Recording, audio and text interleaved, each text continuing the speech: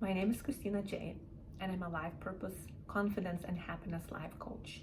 I have created this YouTube channel in hopes to help hurting women to learn more about healthy and not healthy relationships and different forms of abuse, find the way out, heal, get back their power, confidence, and courage without feeling guilty, and embrace their true happiness in finding their unique life's purpose.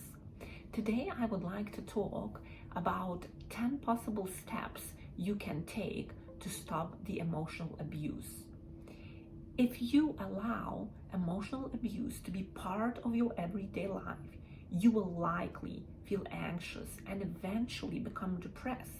The longer this continues, the more likely your self-esteem will be injured and the more difficult it will be for you to heal once the abuse has ended. After we have been abused, we start believing the illusion that we are somehow not worthy, not good enough.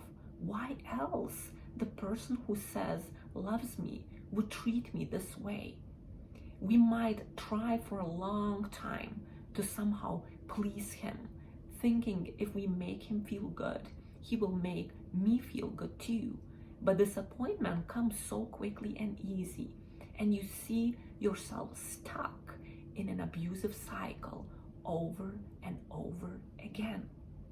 You have to somehow break that cycle. So far, I see just two ways to end the abuse.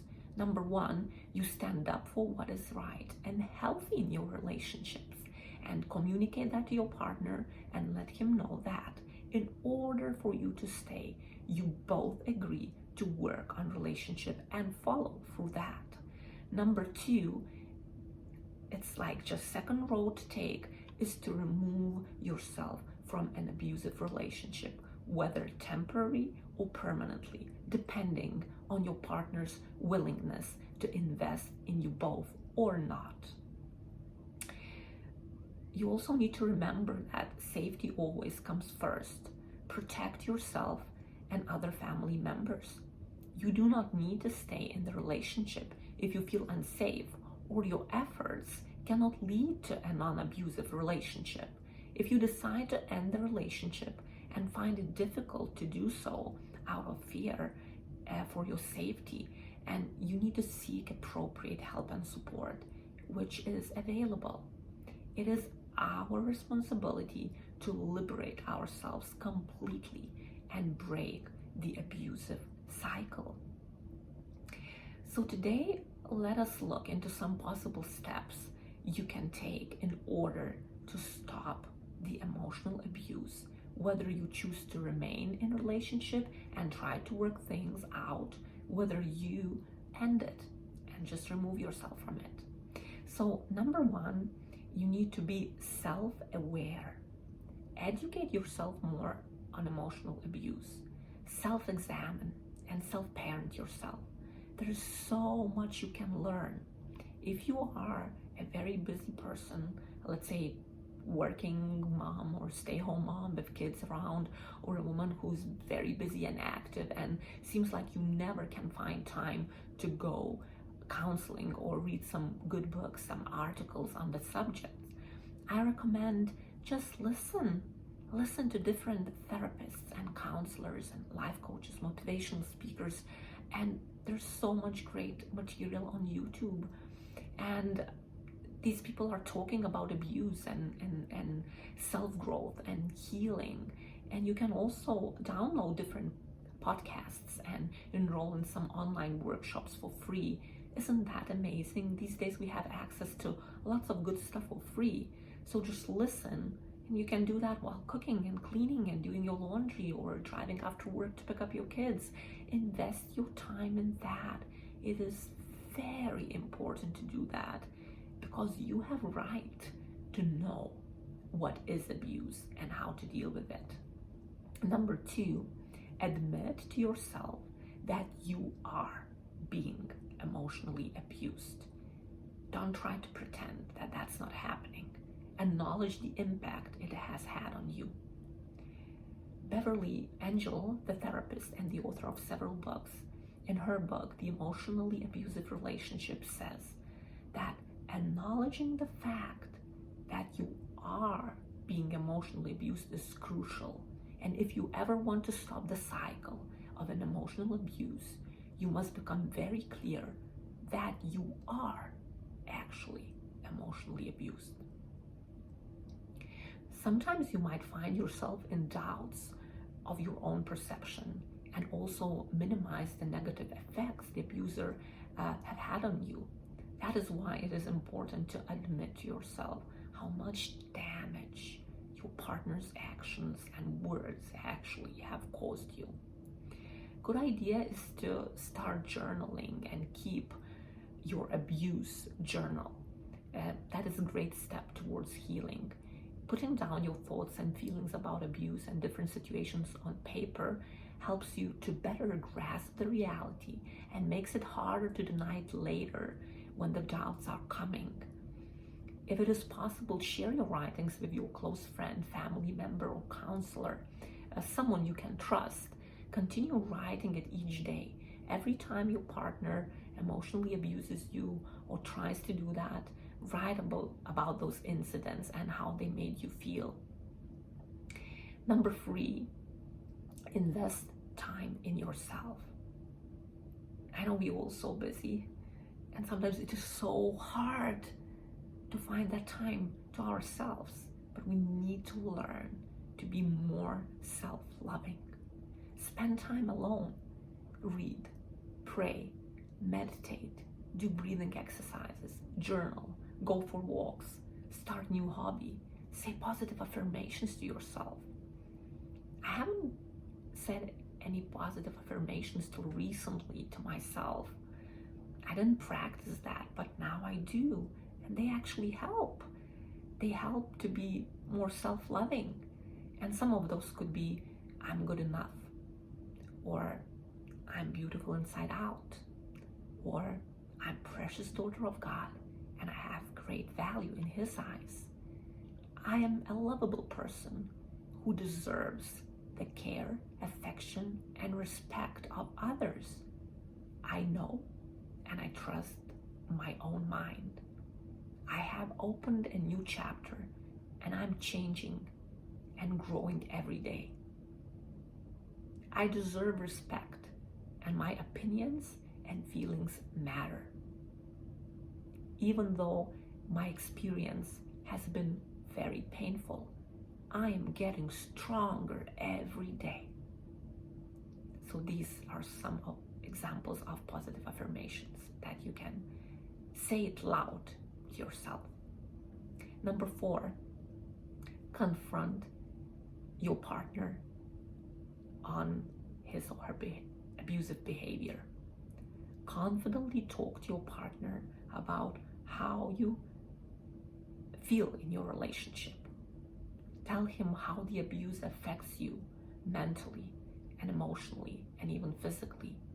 Be courageous, be strong, learn to communicate assertively, speak in a calm voice, but clear and firm. You can specifically choose the time to do that and try to have that serious talk with him about the fact that he's being disrespectful and abusive to you. Or there is another option. You can point to his behavior at the moment of abuse. You should tell your partner that from now on, you are going to let him know when his behavior towards you is not appropriate and offensive, in hopes that he will cooperate and begin to change his behavior. Number 5, it's very important. Clearly set and enforce your boundaries. You need to convince yourself that you do not deserve to be mistreated and abused. You need to recognize that no one has a right to have power over you and dictate you how you should think or feel or act. Your partner is not superior. You are equal partners. So you need to take power back by setting healthy boundaries and enforcing them. I know I struggled a lot with setting healthy boundaries, and more than that, enforcing them. whether it was between me and my spouse or my kids, my family members, or even friends. It takes time to learn and put them into practice, but it's so crucial in your life if you want to have healthier relationships.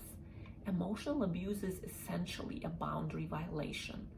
An abusive partner crosses the line between what is appropriate and inappropriate, and is harmful to your mental and emotional health. You are the one to decide what you will and what you will not tolerate in your relationship. You need to say to yourself first, I will no longer allow my partner to, and fill the blank, and then put it into practice. Your partner needs to know you have limits and boundaries, and you will not allow him to cross those. Example, I will no longer accept you criticizing and constantly correcting me. I am an adult person and I do not want to be treated like a child. Or, I do not want you to shout at me. Please talk in a respectful manner. Or plainly say, stop it. That is not okay. If the partner continues to be disrespectful, you can just get up and walk out of the room. Restaurant or friend's house, wherever you are at that moment. You do not need to remain there if he continues his abusive behavior. Also remember, it is better to use I statements. I will not accept. I will not tolerate. I do not want you to. Instead of saying you always shout, you are disrespectful, you are so and so. So set those healthy boundaries, stand up for yourself, and get back your power. Number 6, do not try change, please, or engage with the abuser. Accept him for who he is. He's not a very healthy person because inside is very hurt and insecure, but he has a free will to choose to change if he wants so. Do not fight back. Do not engage in conversation. At that moment, you can be silent or just leave the place where he is at the heated moment. You do not have to prove that you are right and he's wrong. Engaging with an abuser is setting you for more abuse. These personalities, they thrive on your reaction, whether it is good one or bad one. They need your attention. That is how they survive and feel superior. Number 7, do not blame the abuser, because that will keep you in victim mentality. We need to focus on ourselves instead of blaming and criticizing, trying to prove your point.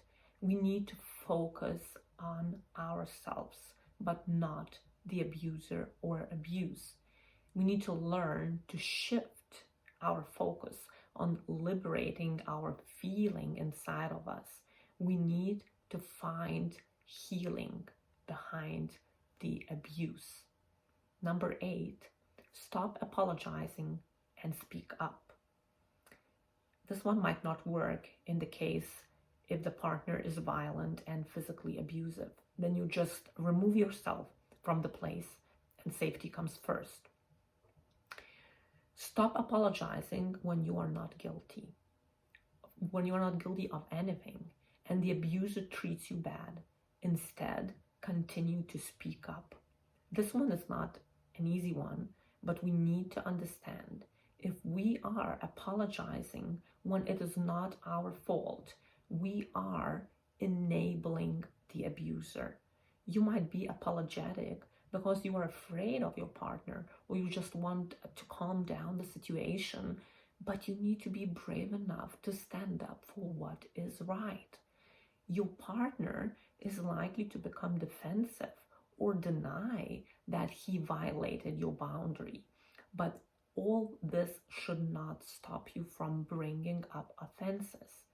Do not back down and do not apologize for bringing up the problem. You do not have to argue over it. If he's defensive, you can simply say, okay, you have the right to your point of view, but I am going to stand up for what is right. I do not like to be treated this way, and that has to stop.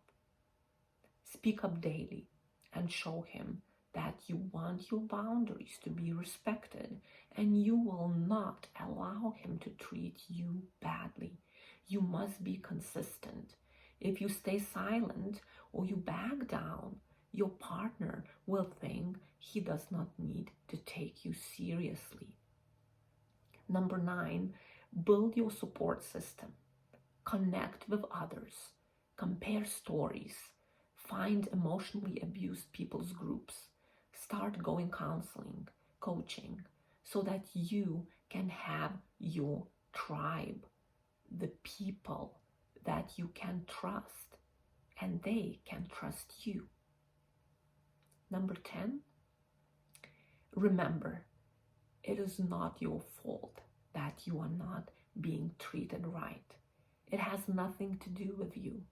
It is them, their insecurities and obsessiveness to control you no matter what, their selfishness and want to dominate over you and all others around them reminds you, excuse me, that this person is not a very healthy one, and you do not have to take everything personal. However, you will not allow to be treated poorly. Do not feel guilty that you are becoming a different person, a better version of yourself, and you try to stand up for what is healthy. You're trying to stand up for healthy love and relationships and stop the emotional abuse. I hope these steps will help you to get back your power and stand up for what is right. Remember that true power comes from knowing that you are a person with a great value, a person who has a free will and has the right to make choices. You always have a choice to continue a conversation or to end it, to confront your partner or not. You have a choice to set boundaries or not. You have a choice to do something about your relationship or not. You have a choice to continue the relationship or simply end it. Stay strong, stay courageous, and always remember that you are beautiful inside out and you are worth nothing less but healthy love and respect. See you next time. Bye for now.